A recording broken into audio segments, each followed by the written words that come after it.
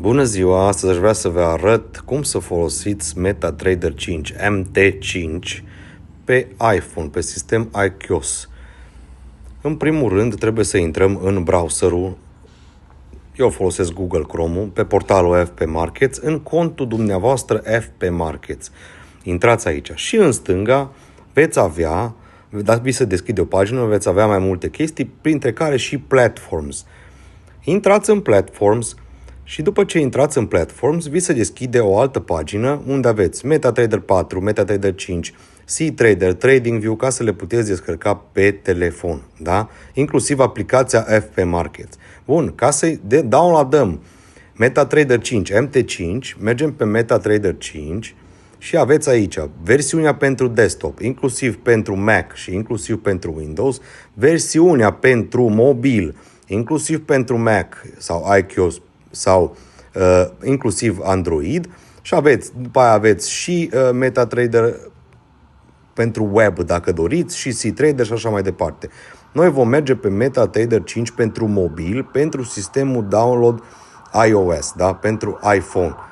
Mergem aici și downloadăm pentru iPhone. În momentul ăsta o să ni se downloadeze platforma pe telefon, o să ni se deschidă portofelul pur și simplu pentru a downloada platforma. Da? Uite așa. Noi avem instalată deja și o să o deschidem direct, da? Că noi avem instalată deja. Acum, ca să avem ecranul în felul următor. Ca să ne introducem, prima dată ni se deschide chestia asta, da? Ca să ne introducem contul, o să trebuiască să mergem aici jos la setări. Mergem la settings, la setări și dăm new account. În momentul în care dăm new account, luăm efectiv serverul FP Markets LLC, dăm pe el și o să avem aici server FP Markets LLC demo sau avem demo sau live, da? Noi o să intrăm pe demo momentan. Dacă intrați pe conturile live, dați pe serverul de live, da? Noi intrăm pe contul de demo și dăm aici login, numărul acela care trebuie să-l aveți aici și hai să vedem ce am făcut aici, că am dat ceva. Să vedem cum ies. Ești de aici. Bun.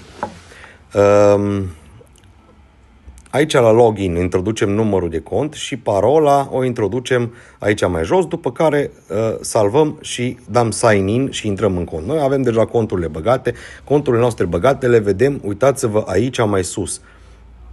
Da? Avem aici două conturi băgate. Bun, noi deja avem un cont care este băgat și mergem pe el, da? Ce avem aici? În primul rând avem butoane jos, avem primul buton de unde adăugăm produse, adăugăm perechi valutare în pagina principală, ca și cum la favorite, da? Și scriem aici, de exemplu, vrem să downloadăm X sau dolar, da? Noi îl avem deja aici bifat. Dacă vrem să adăugăm X sau euro, îl bifăm de aici și l-au adăugat dincolo. Ieșim afară și mergem pe chart, da?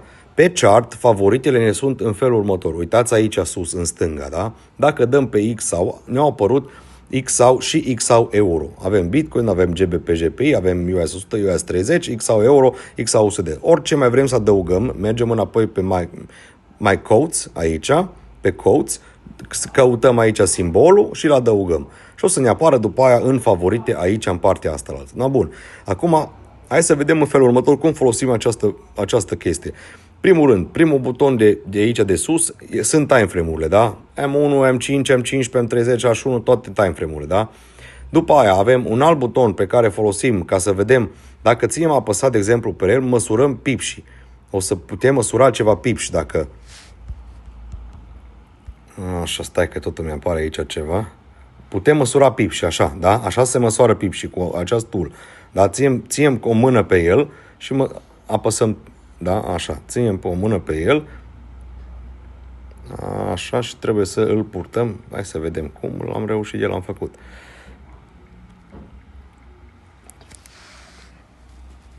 Nu mă apăsăm. Hai să vedem că nu reușim. Așa, uite, vezi? Am ținut apăsat și așa măsurăm pipșii, da?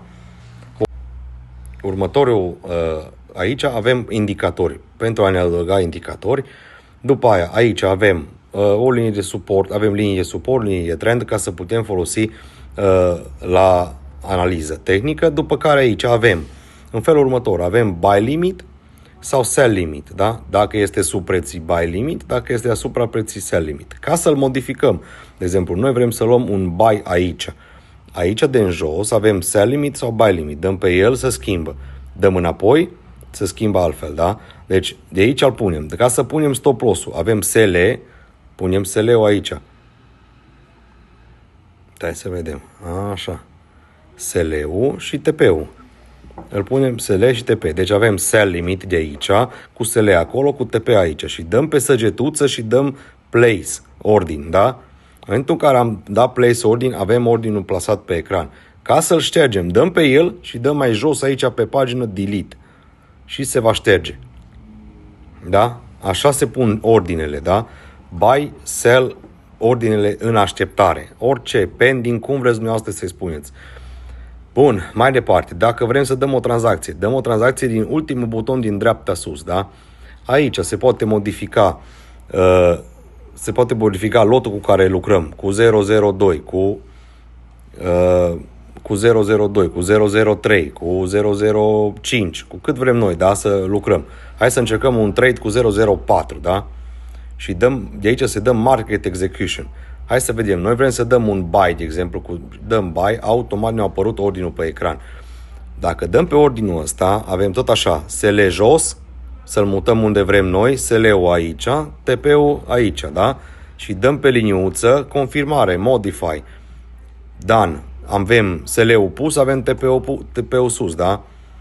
Dacă vrem să mutăm, de exemplu, SL-ul la break-even, punem aici și mutăm SL-ul la break-even, da? Uite, acum au plecat prețul în sus, am mutat SL-ul la break-even. Break-even ce înseamnă? La prețul de intrare. Am mutat stop loss-ul la prețul de intrare. Noi acum suntem într-o tranzacție fără risc, da? Și TP-ul lăsăm unde lăsăm. Bun, ca să închidem tranzacția. Tranzacția asta o găsim aici în trade. Trade, uitați, avem aici tranzacția cum rulează, da? Dacă dăm efectiv pe 3 butoane aici, avem 3 butoane aici, da? Close all positions sau close profitable position. Deci avem o operațiune de bulk operations, da? Pe care putem să închidem tot ce avem deschis aici odată. Sau doar ce e profitabil. Dacă vrem să închidem doar tranzacția asta, ținem apăsat pe ea lung și dăm close position și o să ne apară close toată poziția, sau dacă vrem aici sus mai avem minus 0,1 ca să închidem parțial, da? Dăm pe minus 0,1 și închidem parțial, da? De exemplu, așa, dăm pe minus 0,03, de exemplu. Vrem să închidem, da? Dacă închidem 0,03, dăm close și ni se închid. Position doesn't exist. De ce nu mă lasă? Hai să vedem. De ce nu mă lasă aici să dau poziție să închid parțial? 0,03 vreau să închid. Și dau close. Probabil mi-a fi luat break-even-ul. Mi-a luat break-even-ul, mă, de-aia n-am putut. Ai, mă, prăpăditul, mă. Hai, mai dăm un buy să vedem. Bun. Am dat în buy.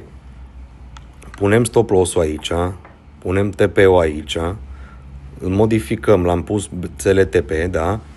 Și acum mergem în ordin aici și vreau să închidem parțial. Dăm close position, mi se mai deschide o poziție. Și noi vrem să închidem, de exemplu, 0, chiar dacă este pe minus, vreau să închidem 0,01. Și închidem aici, dăm close, parțial, da? Done. În momentul ăla din 0,03 mi s-a mai închis un 0,01 și am rămas doar cu 0,02 în poziție. Așa se închide parțial. No, trebuie să vă jucați un pic și din voi cu platforma ca să vedeți exact cum funcționează. Pe conturi demo, da? Neapărat pe conturi demo. Dacă vrem să închidem toată poziția, dăm close position și am închis toată poziția. Close with profit, am dat close și s-a închis. Bun. Mai avem un buton aici jos de history, unde avem tot istoricul tranzacțiilor pe care vrem noi, care l-am executat și cum l-am executat și la ce oră și la ce timp. Dacă dăm pe el, ne arată atunci l-am executat, la ce oră, la ce preț am cumpărat și așa mai departe. Și cam aceasta este platforma. Dacă mai avem settings, aici mai avem niște chestii în charts. Aici, dacă intrăm, avem mai multe chestii, setări de făcut. De exemplu, trade history ca să-mi apară pe ecran. Tot felul de chestii aici. Ar trebui să începeți să vă jucați un pic cu el. Da? Dar în mare acesta este problema. Settings, aici mai avem sunete și alte chestii și cam asta ar fi toată problema cu chestia asta. Ar trebui să... Acum vedeți cum se instalează, cum se dau tranzacții și în rest jucați-vă cu ea. Puneți-vă un cont demo și jucați-vă până știți toate funcționalitățile super, super bine. Doar așa putem să facem trading, da?